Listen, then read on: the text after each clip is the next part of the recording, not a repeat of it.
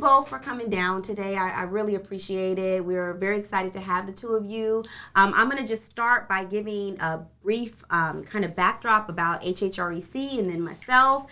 And so this agency, HHREC, which stands for the Health and Human Resource Education Center, was founded in 1984 by community members, so members of the Oakland community. And we have these amazing programs here. And so we have our Downtown Tay program, which services nothing but Tay, ages 16 through about 25, 26. And so like on Fridays, we offer hygiene kits to them. If they're a young parent, they can come here and get diapers. They can come here and look for jobs, get on the computers, work with our program staff to get wraparound support services, basically. And so we have that program. We have our Alameda County 10 by 10 program, which under that we have something called Get Fit. And so we work with older adults to make sure that they're staying like really healthy, everything focused around health and wellness. And then we have our Health Through Art program. So we do things like we offer like art therapy and yoga. And let's see, I'm missing some. We have our Black Women's Media project. And with that program, our program manager does these different virtual Be Still retreats like every other month. And we get together with all of the women in the community. We come together, we talk about like what's going on, women's issues, different challenges that we're having in the community. And then they have virtual book clubs as well. And so we partner with Serenity House on that, which is like a women's housing. And we offer stipends to those women to join like the virtual book club. So we've got a lot of cool stuff going on. And then we have our community-based learning program, which is directly tied with MHSA through Alameda County Behavioral Health. And so our funder, like I mentioned, is Alameda County Behavioral Health. MHSA, Mental Health Services Act, for those folks who don't know what MHSA stands for. And so I am fairly new to HHREC. I'm about almost a year in as the new executive director. Our former executive director, Ms. Colette, retired after about 10 years of running this agency. And so I am very excited to be here and to be working within the community. I've worked in education and nonprofit sector for over maybe like 12 years now, maybe longer than that. I've lost count. But I'm just an advocate for Tay. My specialization is in working with the Tay population and providing wraparound direct support services. So I am so happy that you guys are here. And I would love to just start off by getting to know the two of you a little bit. So why don't we start with you, Carissa? Like, tell me a little bit about the work that you do there at the college. Like, tell me a little bit about yourself. Yeah. So I am a second-year bio major at Ohlone, as I said earlier, and I am currently an Ohlone Student Wellness Ambassador, and Yuna is as well, and that's how we met, actually. And so it's a program where you're just able to, go to the student population and advocate for wellness, mental health, but also physical well-being, and, asking for help is one of the biggest parts that we really stress at our college and our program. And so through that, I've been able to be doing a lot of different programs and projects. I'm sure we'll talk about those more later. And Yona and I are also part of the stakeholders group that talks about the Tay population in Alameda County. Thank you. And you go ahead, you can tell us a little bit about yourself too. Okay, thanks Carissa for making my job easier. So, hi everyone, I'm YuanYuan, but friends just call me Yona. And I'm actually an international student from Taiwan. I came to United States when I was 15, and I used to study in Pennsylvania for almost 4 years, and I just moved to California last year. So, all right, welcome to the love Sunshine State. I love it. I really love California. I know it. But so right now I majored in psychology at Ohlone for 2 years. So this is my second year in Ohlone. Wow. You know what? As of yet, I haven't traveled internationally. I'm looking forward to leaving out the country and just kind of seeing what's out there. But maybe share with us a little bit about that journey of being an international student. And I mean, that's pretty amazing. And for you to come to California, maybe like what were the challenges with that? Was some of it a little scary? Yeah, of course. So it was super scary at first, to be honest. I'm glad like during the first year my brother come with me, so I won't be like not that helpless. But it is hard, especially my English is super bad. And it's a fun story, but I told my friends because during the first year when my classmate told me, oh, can you pass me the napkin? I thought she said kidnap. And I was like, what? The big difference. Yes, that's scary. That is scary. It's hard for me to understand what are they talking about. And also it just, everything is so hard. I feel like I'm an outcast and it's hard to be like knowing each other. But after I met my friends and so many very inspiring mentors, they just help me and I keep growing.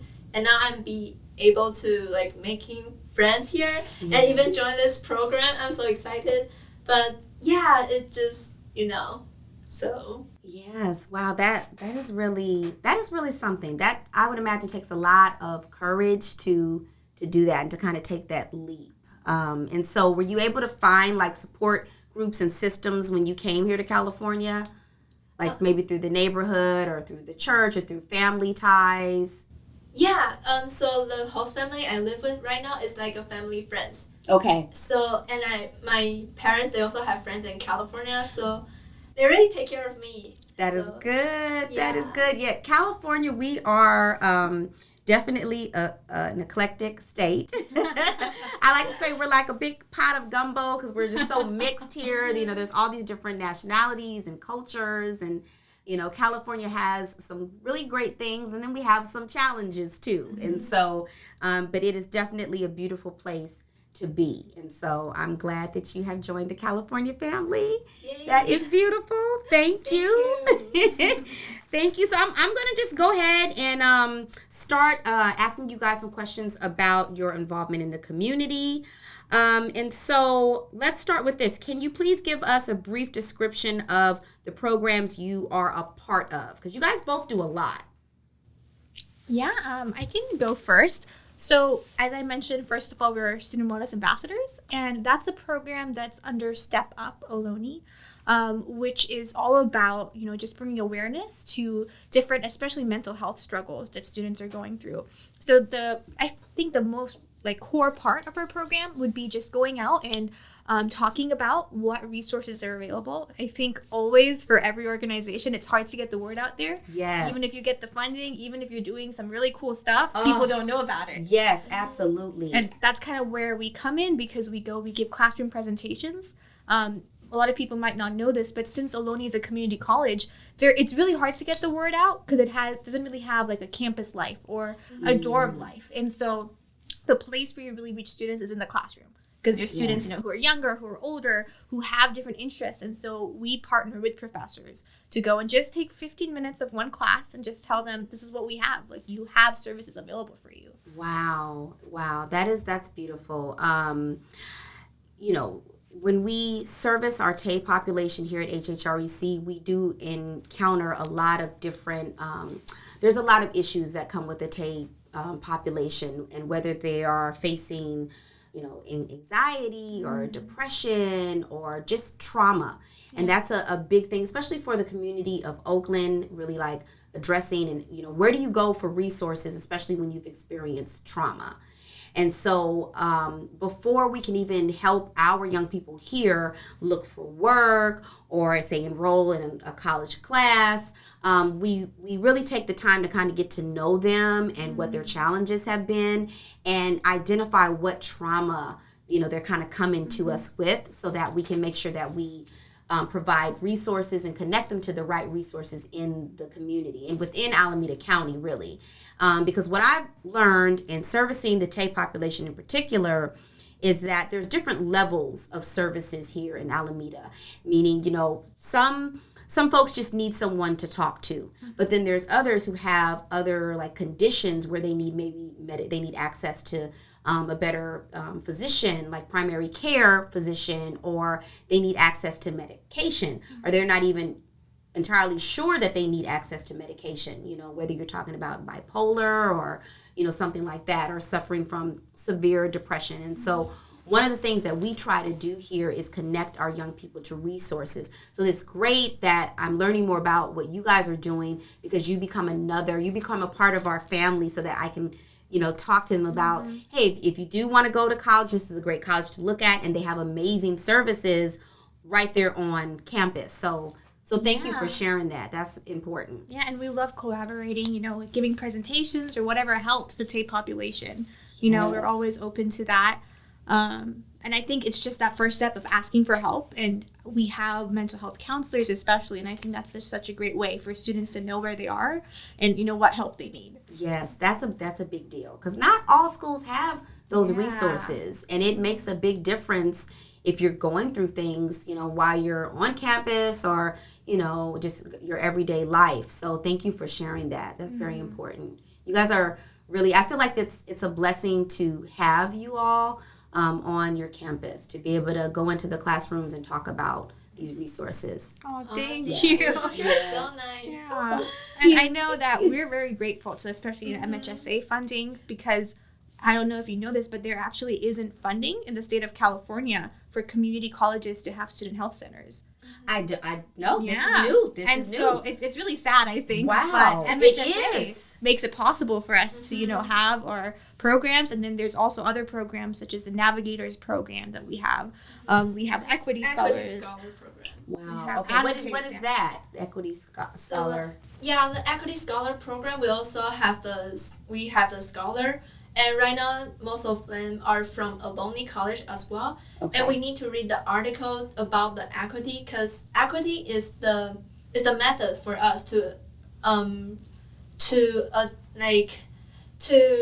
equity is different than equality, and equity is the way to help us achieve the equality. Yes. So it's like this program is basically focused on how we're going to do for everyone to get equity.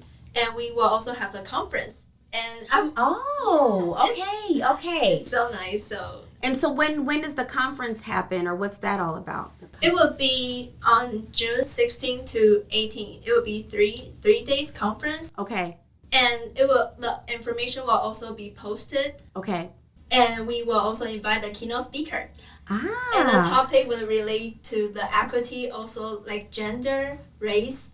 Yes, about those topics. So okay. Yeah, and Yona is a co-chair. What is it called? Oh wow. Yeah. Wow, a co-chair. Okay. Scholar and I are both co-chair. Okay. Oh wow. Well, make sure that we get the information so that HHREC can promote and make sure that our community members have the information. And because it's going to be virtual, I assume, or is it going to be in person, or? It will be virtual. Okay. So so then that way we can share the information to get it out there to the community. So please make sure we have like the links and everything. Okay, yeah. And do you have to register for it? You do need to register, but it will be like Everbright, so it will be easy. And it's free. Okay. Oh, good, because that's gonna be my next question. No, I'm kidding. Okay. So I'd like to know a little bit about what motivates you to do the community, because I see the work that you guys are doing, even though it's through the college, as a form of community work. And so for me, I like to help people. I had a lot of people help me in my life, and I was very blessed to have that type of support system around, whether it's a teacher or my pastor, for example. I belong to a church, and so my church family has been big in helping to really like uplift me, and so and just different colleagues, different mentors. But I really do my community work because I care about the generation coming up behind me, and I want to make sure that the generation coming up behind me has resources, has access to resources, and to really spread mental health awareness. I have mental health issues that on my side of the family, and so I've had family members who struggle with anything from schizophrenia, bipolar, anxiety, depression, and so I'm a mom too. I have a 15-year-old, and she's had some things that go on sometimes, and even myself too with anxiety. I don't have a problem opening up about it, because I've had to really find tools for myself to be able to go through my day-to-day life and not get overwhelmed, especially with me being an executive director and managing people and managing budgets and all the different things that I have on my plate. And so it took me some time to really find what works best for me in terms of tools, resources, who to talk to not be scared to have therapy sessions, and address any trauma that I might have in my life and experienced in my life. And so I've become, I would say, I guess, more comfortable, and now I'm more of like an advocate, for mental health awareness. And so I do this work to really support the community, especially being here in Oakland, California. We have a lot going on, whether it is politically, right, or just community stuff. I mean, this is home of the Black Panthers. This is the home of so many movements that have gotten started right here in the Bay Area, even being so close to Silicon Valley. And so we're a very innovative, beautiful place, but we also have a lot of problems here too. And so I really would like to know what motivates you to do the community work that you're doing. Did you want to go ahead, Yuan? Okay. So thank you, Talia. I totally can relate with you about receiving help, because that is what I feel. I feel like, it's time to give back to society. And because when I was little, I actually have slight autism tendency. It's not serious that I need to go to different institution, but my kindergarten teacher, she had a hard time with me. So, so I still keep in touch with her. Like, we are very good friends. Like, yeah. Wow. So, and also as an international student, it's been hard, and I'm so grateful. Like, my mentors, my friends, even like in Aloni, my director, counselor, my colleague, ambassador colleague, they are so nice to me and keep helping me. Including the interns, they are so nice, and I just want to share the love they give me, to the community. So that is why I also do the CICT and vaccination volunteering. And how has that been going? The vaccination volunteering? It's nice because CICT they are supported by Haluna Health. And it's like we need to go over the training. We need to do a mandatory training to know how to use the CalConnect systems. Okay. And the training about how you're going to call the people, like, because you might face a lot of different situations. Like, yes, right? Yes. Including emotionally. Yes. So it's been hard, and especially contact tracer, you need to call a contact who might don't even know what's going on. They will just receive the call and say, "What I'm being exposed." They don't know, and for a case, it's just so hard for them because they are having the COVID when you talk. So they're going through it. Then I would imagine, that's scary. It's been really scary. So that to be able to give again support on that is amazing. Yeah. Yes. So that is why we also, like, our team lead also tell us to do the follow-up call. So just check in with them. Don't let them feel like, you just do your job. Like, you want to let them know, we really care about you. And to do the volunteering in the mass vax, it's the vaccination station. And it's totally different experience because people there are very cheerful. They are super exciting, and I just standing like volunteering there and experience the positive energy. So I think I love both, jobs because helping the people during pandemic. Okay. Thank you for sharing that. That is beautiful. Carissa, please tell me what inspires you to do. What's your motivation behind doing the community work that you're doing? What motivates you? Yeah, I love what you said earlier about just being empowered by our communities, and I really loved hearing your story, and it's so amazing to have someone like you to be advocating for mental wellness. And I can also vouch for Yona. I know she does a lot. She is very committed, and I think that feeling of having a community is really what motivates me to keep going because I have an amazing church community as well. I have friends and family in the Bay Area. And when I decided to, go to college and I was pursuing the different goals that I have for myself, I asked myself, where do I want to go? How can I be there for my community? And I realized I can't be there for my community if I'm not in my community. That's right. I love that. You can't be there for your community if you're not in your community. Right. And so I did have an opportunity to go away, just even a little bit outside of the Bay Area for further education, but I decided that Ohlone would be the place for me where I could be in community college, I could impact my community as much as possible, and I could just give back, because of the amazing people that are around me, and that I want to continue being a part of, their lives. That is beautiful. That is beautiful. I'm really inspired just by both of your stories, honestly. I mean, and especially if I can encourage our Tay, I'm always kind of talking about that, giving back to your community, put good positive energy and love into your community. So you guys are definitely inspiring. I will say that your stories and the fact that you're doing this work, and I want other young people to really be able to understand the importance of community and giving back and volunteering and getting involved. So thank you for the work that you guys are doing. Oh, thank you. Thank you. All right, so I'm going to go into a few other questions.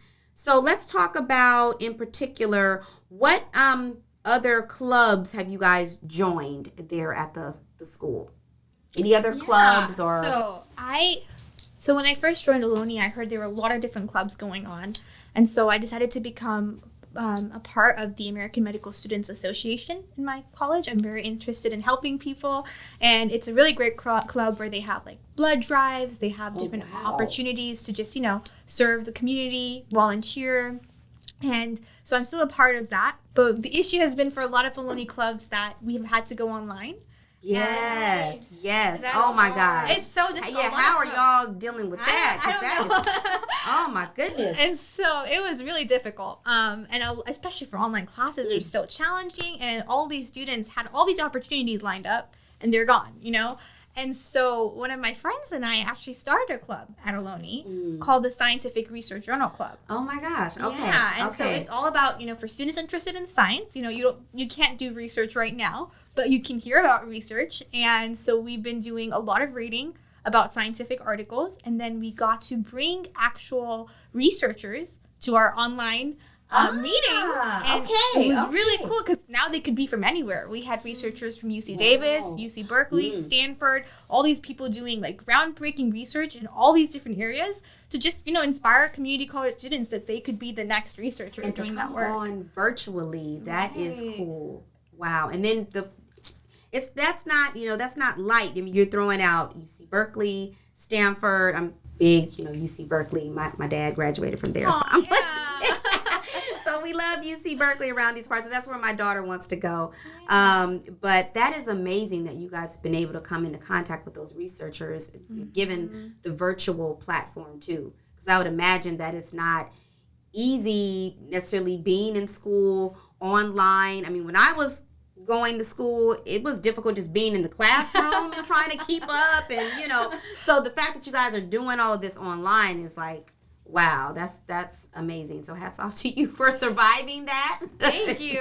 Yeah. Yes. No, I totally can understand because during the first semester I joined the psychology club, and the pandemic just hit because I was so excited. Oh, I'm going to college, and I just go to the campus for 2 months, and then the pandemic and everything just stopped. And the psychology club, I just never heard back again. Just forget it. We have bigger fish to fry. COVID has come. Forget the psychology, anything right now. Yeah, but there's the clubs, most of them just not really active. So I just joined other club like the Carissas, the club. And our friend, she's also the ambassador. She's actually the president. Satari, she's the president of the American Medical Students Association Club. Thanks, that's so and that's long. That's long. Take a lot of words. And it just rolled off of your tongue. So yes. And I'm also part of our engineering club. Although I'm not even familiar with engineering, I just joined because my friend was the president in the club, and I just stayed even after he transferred. But it's nice to learn the new things. I'm always open to learn new things. I love it. Me too. And also, I'm the vice president of College Leap. It's from UC Berkeley, and Ohlone has its own chapter. and it basically help the international student. It's open to every student, but basically we want to help students be more involved and get the resource. Yes. Wow. Again, I'm really in awe of the two of you, because I was a little bit of a mess when I was in school and like my first year when I went to college. I was a complete mess. You guys have it together. I don't know. I totally feel that way. During the first semester, it was a mess. Yeah. I don't even know how to get the bus. I just missed the bus and I run all the way to Aloni, because I have a meeting with the counselor and I just missed the bus, so I need to run all the way. Okay, well then, it's good. At least you're giving me a little peek into that. It's not entirely perfect. You don't see our mental breakdown. Okay, y'all have it together. But I'm like, I have lost it a good 4 or 5 times alone this year, just with everything going on. So yeah, that's good. Thank you for being honest and open and sharing that with us. And which I'll kind of segue into MHSA, which for those who don't know is the Mental Health Services Act. And when I first started with this agency, again, which I'm new to the agency, so I haven't been here that long. It hasn't even been quite a year yet. I honestly had never heard of MHSA, the Mental Health Services Act. And so I had to read up on it. I had to do a little bit of research, find out what all is it and how is Alameda County Behavioral Health tied to it? What is it all about? And so it is interesting because, I read. And so you've got your kind of theory versus application. You read about something and you study it, but then what does that look like in real life when you apply the knowledge, right? And so as an executive director, I'll give you an example. We have community members who have been with this agency and receiving services for like 10 years. We have one community member in particular who suffers, schizophrenia, but when this community member is on his medication, he's highly functional. He's able to come in. He does artwork for HHREC. He's able to really be a great citizen and just help the community. But then if he goes off of his medication, for example, it can be troubling. Like he might end up having to go to, say, John George, where he might be locked up, or the police might get called. And so sometimes I get calls from him and he's in trouble and he needs my assistance. He needs me to be an advocate. And especially when you have community members who are dealing with the system, quote unquote. So whether you're talking about a Tay that has gone through foster care, or whether you're talking about a Tay that is system involved, who may have, caught a case and had to do a little time and is coming out, or what we call reentry, the reentry population.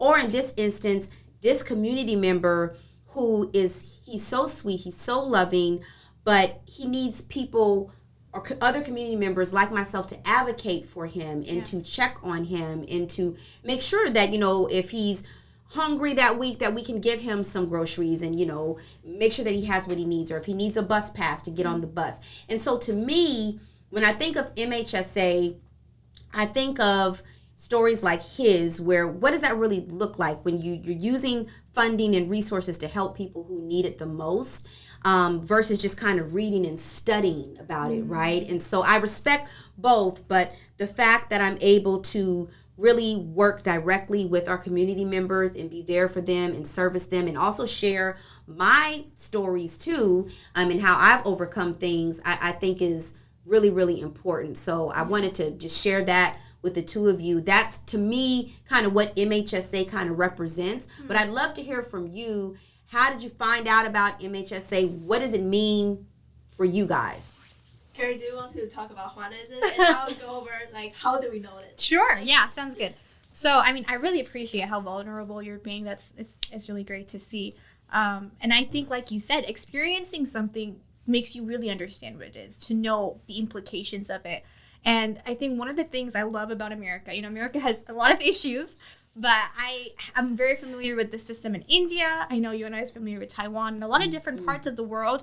There aren't a lot of checks and balances, especially with the government funding. But I love how in America we have these checks and balances. Yes. And with MHSA, I think that's such a great way to do it. Yes. Where you have key people in your community who are working with key population groups. And they come together, they sit at the same table, no matter if they're young or old or black or white, whatever you are, you know, you're all equal. Yes. We sit there and we share our stories, Yes. our experiences, we share what our communities need. And we've been talking a lot actually recently about the population that has a lot of what we would call serious mental disorders, if you will, and how to help them, because we need to come up with creative solutions. There are still holes in our system, but there are people who are able to see this is what we need to change. And so we're able to use the funding to best support them. And there's so many creative ideas out there, you know, that we're able to advocate for. So we're stakeholders on that group. And then there's other people representing other populations. Which is beautiful. Yeah, It's a and beautiful I love thing. that kind of setting of, you know, diversity and collaboration. Yes, yes, absolutely. Yeah, and we know about this is because our director is saying she is our director in Aloni Step Up program. And who is your director? Saying Okay, that's who I was talking to, I think, through email. Yeah. Okay. So Okay. she's so like she's one of the person that inspired me because she's so capable and efficient, and she just showed a message to like the information about MHSA with all the ambassador, and also including like she always shared the information with us about the opportunity to be more involved, including the CICT from Santa Clara and also the Equity Scholar Program. She shared with us. So because of that, we are able to get involved, or else we don't know about those stuff. Right, You know? yeah. And then there's, and explain this part to me, there's internships or stipends are tied into this, right? Is Yeah, so for the MHSA, is that what you're asking for? Yes. Okay, so for MHSA, if you are a consumer, so if you're someone who has mental health illnesses or disorders, or you're experiencing it personally, you are eligible for a stipend. Okay. And they will pay you for your time to attend the meetings, which is really nice, I think, because we want to have consumers, you know, speaking about what they're going through. And like she said, I think being a part of Aloni, which really has that emphasis right now on equity. I don't know if you know, but we have a new president. No, Yeah, no. he's Wow. Okay. Our first African-American president. What? Oh, I didn't know that. Yeah. Oh, wow. This And- is truly a big pot of gumbo here. We have Yeah, all these exactly. different cultures. I love that. I love it. And so when we're really, I think we really care about diversity and equity because our college does. Yes. And, you know, anyone who I think in this area is looking for a college definitely should consider Aloni Yes. and Yes. having that kind of community, because that's really what pushed us to join MHSA, to see that focus and to hear about it. Wow. Yeah. Yeah.